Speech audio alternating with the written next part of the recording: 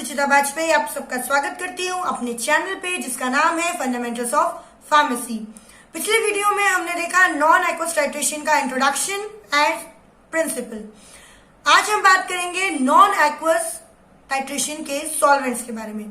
नाम से ही पता चल रहा है नॉन एक्वस मतलब ये सारे के सारे ऐसे सॉल्वेंट्स होंगे जिनमें वाटर का दूर दूर तक कोई भी नामो निशान नहीं होगा। तो बिना टाइम गवाए हम स्टार्ट करते हैं। पर उसके पहले आपसे मैं एक रिक्वेस्ट करती हूँ, please like share and subscribe my channel to watch this kind of video, more and more video of this kind. So please comment also. आप कमेंट करेंगे तभी मुझे पता चलेगा कि आपको कुछ समझ में आ रहा है या नहीं। तो बिना टाइम गवाए हम स्टार्ट करते हैं नॉन एक्वस टाइट्रेशन के solvents. So let's get started with non-aqueous solvents. इसमें these की spelling गलत है, कोई बात नहीं। These are the solvents other than water which are used for carrying out chemical reaction are called non-aqueous solvents. ऐसे solvents other than water जो कि हम use करते हैं titration के लिए उनको अपन क्या कहते हैं? non-aqueous solvent कहते हैं। Example benzene, carbon tetrachloride, etc. ये सारे क्या है? नॉन एक्वस है। नॉन एक्वस से हमें अपन को समझ में आ रहा है, नॉन एक्वस का मतलब ही ये है कि इसमें वाटर का कोई भी लेना देना नहीं होगा, इसमें हाइड्रोजन नहीं होगा।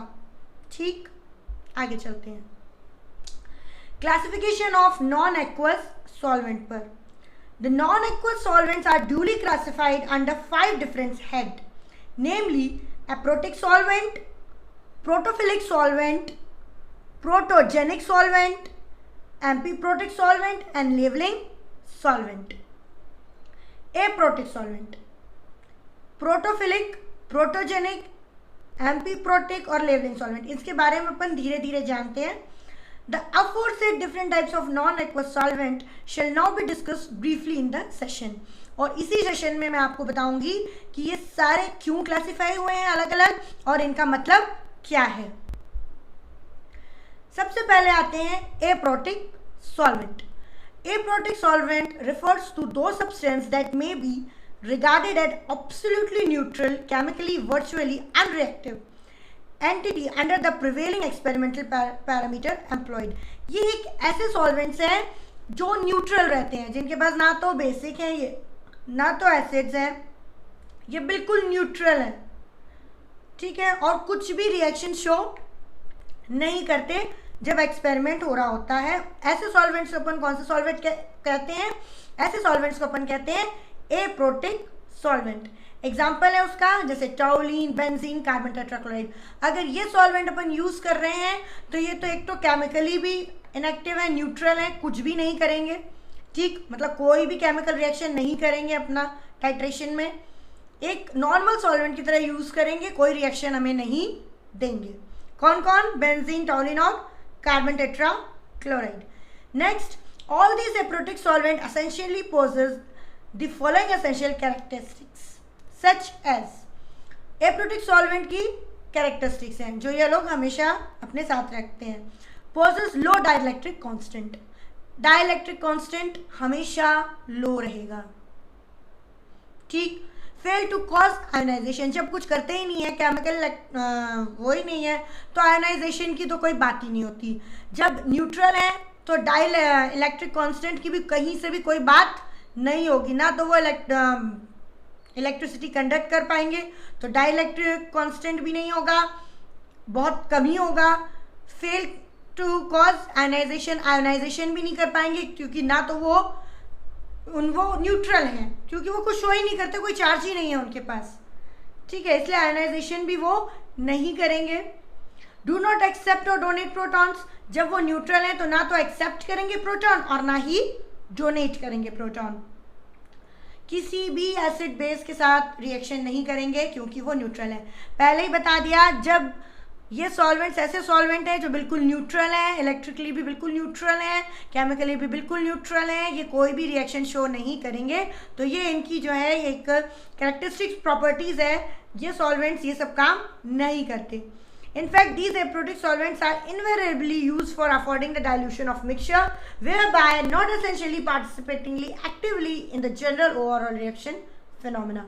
ओवरऑल रिएक्शन फिनोमेना में भी ये कोई भी हिंड्रेंस नहीं डालते हैं, ये कोई भी रिएक्शन नहीं करते, क्योंकि ये लोग क्या हैं, न्यूट्रल हैं। कोई भी मिक्सचर है उसको डाइल्यूट कर देंगे, हाँ मिल गए, थोड़ा डाइल्यूट हो गया, उसका कंसंट्रेशन थोड़ा सा कम हुआ, बट ना तो कोई donate on exception of proton, ना कोई आयनाइजेशन, ना कोई डाइलेक्ट्रिक कांस्टेंट इनका होता है।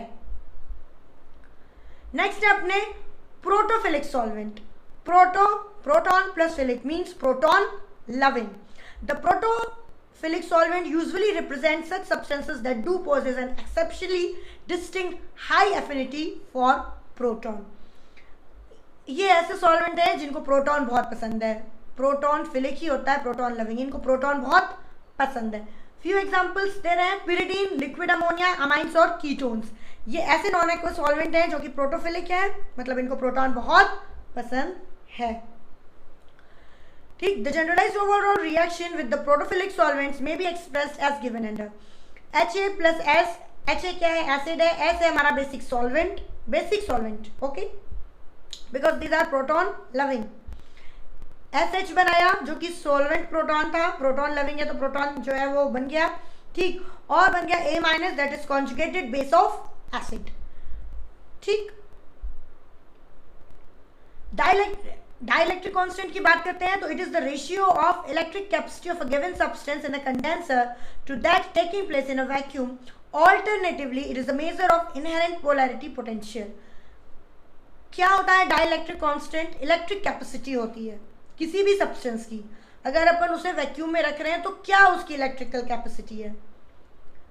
पोलर होता है, पोलर मतलब पानी में घुलने वाला, नॉन पोलर मतलब पानी में नहीं घुलना है। तो इनहेरेंट पोलैरिटी पोटेंशियल, जो पोलैरिटी पोटेंशियल है मतलब जो विभाजित होना, प्लस और माइनस में जो अलग अलग हो जाते हैं, उसको पर्टिकुलरली आपको जो है मेजर करता है कौन? Dielectric constant. डाइलेक्ट्रिक कांस्टेंट अगर वैल्यू आपको दिख रही है तो आपको ये दिमाग में डाल लेना है कि कितने वो सब्सटेंस कितना पॉजिटिव और कितना नेगेटिव में डिवाइड हो सकता है, ये उसकी माप है या ये उसको बताने के लिए ये मेजरमेंट कर रहे हैं dielectric constant. Based upon the fact that in a non-aqueous medium plus at a higher Kb values the water solvent indeed compete efficiently। अब हमें पता है नॉन एक्वस मीडिया में क्या होता है, हमारी Kb वैल्यूज क्या होती हैं, वो कम होती हैं, 10.6 से कम होती हैं, और वाटर जो है वो, अगर वाटर अपन सॉल्वेंट ले लेते हैं तो क्या करता है, वो आराम से बेसिक स्पीशीज के साथ अपना रिएक्शन शो करता है या उसके साथ झगड़ा कर सकता है, बोलो, क्योंकि उसको क्या चाहिए होते हैं, प्रोटॉन चाहिए होते हैं सॉल्वेंट के। ठीक, इंपॉर्टेंट पॉइंट्स इसमें रिमेंबर करने के लिए क्या है, equilibrium in the above reversible reaction equation would be influenced largely by two major component. Reversible reaction है वो दो मेजर कंपोनेंट है जिससे वो गवर्न होता है या इक्विलिब्रियम में गवर्न होता है, नेचर ऑफ एसिड और नेचर ऑफ सॉल्वेंट। नेचर क्या है एसिड का, वो कितना एसिडिक है, ठीक, और सॉल्वेंट का नेचर क्या है। अगर सॉल्वेंट का नेचर ज़्यादा ही लविंग हो जाएगा या ज़्यादा ही प्रोटॉन हो जाएगा तो फिर क्या हो जाएगा, इक्विलिब्रियम हमारा बिगड़ने लगता है। ठीक भाई, वो प्रोटॉन लवर हो जाएगा तो भाई वो किसी चीज़ से प्यार, उसको तो न्यूट्रल होना चाहिए जब रिएक्शन अच्छा चलेगा, बट अगर ऐसा नहीं होता है तो फिर थोड़ी सी हिंड्रेंस हमारे टाइट्रेशन में आती है। थर्ड है हमारा protogenic solvent. Protogenic solvent are found to be usually acidic in nature. ये कैसे होते हैं, एसिडिक होते हैं नेचर में, and capable of donating proton promptly. इनको वो था प्रोटोफिलिक था, प्रोटॉन लविंग, अब ये क्या कहते हैं, डोनेट करते हैं प्रोटॉन बहुत जल्दी, दान में दे देते हैं।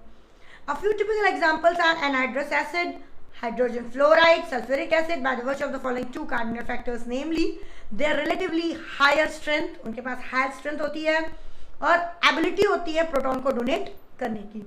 In this manner the protogenic solvent actually help in enhancing the strength of weak base. अब मैंने इसके जो पुराना वीडियो है मेरा इंट्रोडक्शन प्रिंसिपल में एक बात बोली है कि हम नॉन एक्वस टाइट्रेशन हमेशा इसलिए यूज करते हैं क्योंकि वो वीक एसिड और वीक बेस को में शार्प पॉइंट देता है, शार्प एंड पॉइंट देता है, जो कि एसिड बेस सॉल्यूशन नहीं देते। क्यों?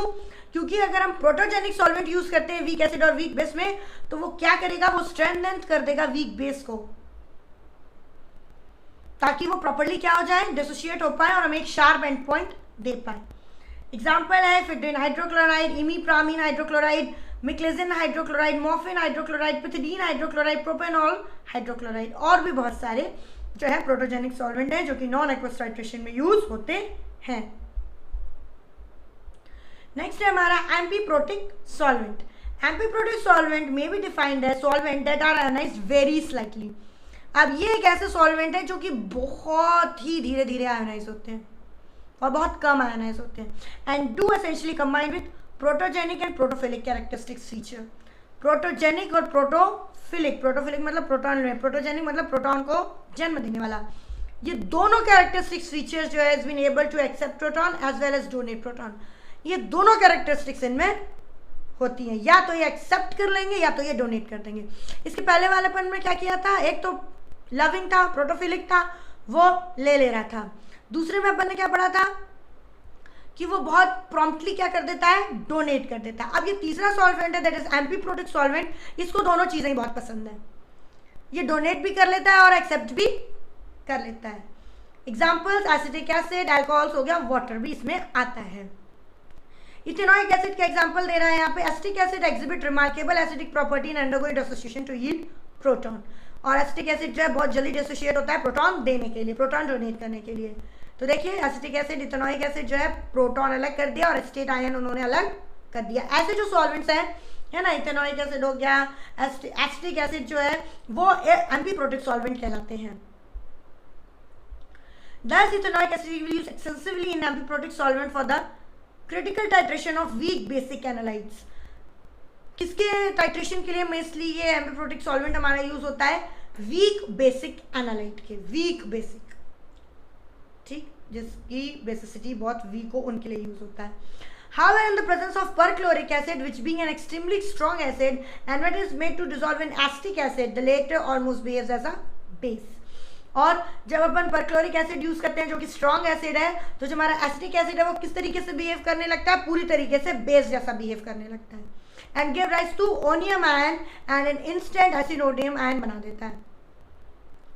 तुरंत क्या कर लेता है, combining intimately with the proton duly donated by perchloric acid, मतलब तुरंत क्या कर लेता है, वो प्रोटॉन एक्सेप्ट कर लेता है परक्लोरिक एसिड के और ओनियम आयन बना देता है। एग्जाम दिख रहा है अपने स्क्रीन पर HClO, इसने तुरंत परक्लोरिक एसिड ने प्रोटॉन छोड़ा और तो उधर एसिटिक एसिड ने उसे एक्सेप्ट कर लिया और क्या बना दिया, एसिटोनियम आयन बना दिया।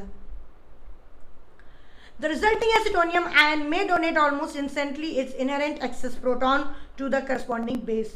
और ये एटोनियम आयन जो है वो तुरंत एटोनियम आयन बन जाएगा और तुरंत क्या करेगा, अपने एक्सेस प्रोटॉन को क्या कर देगा, करस्पॉन्डिंग बेस को दान कर देगा, डोनेट कर देगा। A solution of perchloric acid in glacial acetic acid apparently behaves as a strong acid solution।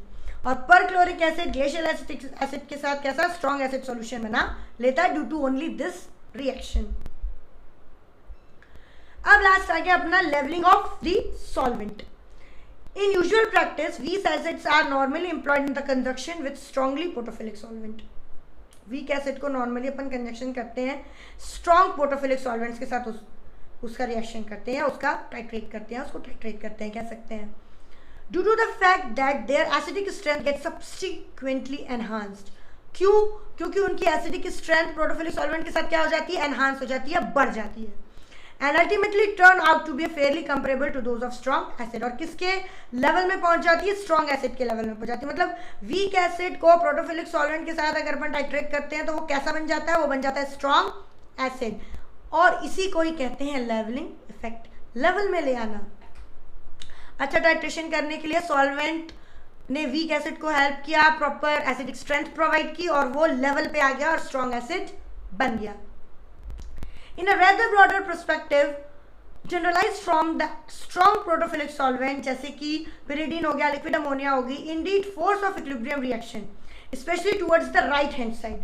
Nevertheless, the ultimate overall effect is so severe and powerful that strong protophilic solvent, all acid actually exert their action as if they possess almost similar strength। अगर ये सारे एक जैसे strength करेंगे तो equilibrium reaction को किस side कर देते हैं, ये जो स्ट्रॉन्ग प्रोटोफिलिक सॉल्वेंट हम यूज करते हैं ये राइट हैंड साइड की तरफ झुक जाता है। पूरा रिएक्शन का इक्विलिब्रियम किस साइड झुक जाता है, राइट हैंड साइड की तरफ चला जाता है। और अगर ये सारे के सारे एक दूसरे को सपोर्ट करने वाले एसिड्स हो गए तो ये किससे सिमिलर स्ट्रेंथ के हो जाते हैं। However with the strong protogenic solvent जैसे हाइड्रोजन फ्लोराइड वगैरह, conversely causes all basis to act as if they had essentially the same strength. और वहीं अगर जो प्रोटोजेनिक सॉल्वेंट है वो क्या करते हैं कि जितने भी बेस है उनको एक तरीके से एक्ट करने के लिए, अगर सेम स्ट्रेंथ के हैं तो एक तरीके से वो एक्ट करने के लिए बाध्य करते हैं। कौन? प्रोटोजेनिक। प्रोटोफिलिक सॉल्वेंट एसिड्स को एक जैसा एक्ट करने के लिए बाध्य करते हैं, मतलब उनको फोर्स करते हैं कि वो एक जैसा एक्ट करें। वहीं स्ट्रॉन्ग प्रोटोजेनिक सॉल्वेंट्स क्या करते हैं, सारे बेसिस को स्ट्रेंथ पे जो है एसेंशियली एक्ट करने की कोशिश करते हैं कि वो सेम बेसिक स्ट्रेंथ के हो जाए। From these efforts, critical observation, one may conclude that such solvent which particularly exert their all over action in this fashion are usually called as leveling solvent। और जब ऐसे सॉल्वेंट हम use करते हैं तो वो मोस्टली क्या कहलाते हैं? लेवलिंग सॉल्वेंट कहलाते हैं। क्यों? क्योंकि उन्होंने हर चीज को कैसा कर दिया, स्ट्रॉन्ग और वीक के बीच का जो फासला था उसको क्या कर दिया, लेवल कर दिया। तो आई होप आपको ये लास्ट वाला पैराग्राफ समझ में आया होगा। जनरलाइज फॉर्म में स्ट्रॉन्ग प्रोटोफिलिक सॉल्वेंट जो है वो इक्विलिब्रियम को टुवर्ड्स राइट हैंड साइड को शिफ्ट करते हैं। उनका इफेक्ट इतना सीवियर होता है कि सारे strong protophilic solvent, all acids actually exert similar strength आ जाती है उनके पास। जो भी एसिड रिएक्ट कर रहा होगा प्रोटोफिलिक सॉल्वेंट के साथ मिलकर वो एकदम इक्वल स्ट्रेंथ का हो जाता है, स्ट्रॉन्गनेस आ जाती है उसमें। वहीं अगर अपन प्रोटोजेनिक सॉल्वेंट कर रहे हैं तो जो भी बेस प्रेजेंट है वो सब एक जैसे हो जाते हैं और जो है वो स्ट्रॉन्ग उनकी स्ट्रेंथ हो जाती है बेसिस की।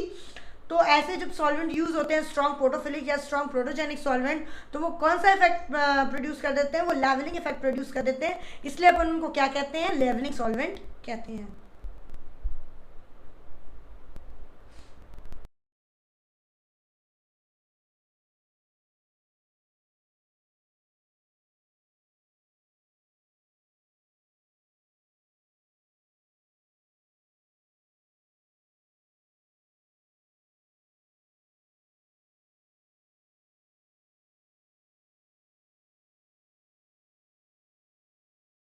होप आपको सॉल्वेंट्स के बारे में अच्छे से पता लग गया होगा, कैसे कैसे सॉल्वेंट्स हम यूज करते हैं, उनका क्या क्लासिफिकेशन है, ये सब आपको इस वाली वीडियो से समझ में आ गया होगा। और अगर आपकी कोई क्वेरीज है तो please right in the comment box, मैं जरूर आंसर करूंगी। और अगर अच्छे से मुझे समझाना होगा तो मैं उन्हीं क्वेरीज के बेस पर एक और वीडियो जो है शेयर कर दूंगी। सो please comment, like, share and subscribe my channel, that is fundamentals of pharmacy. Thank you for watching.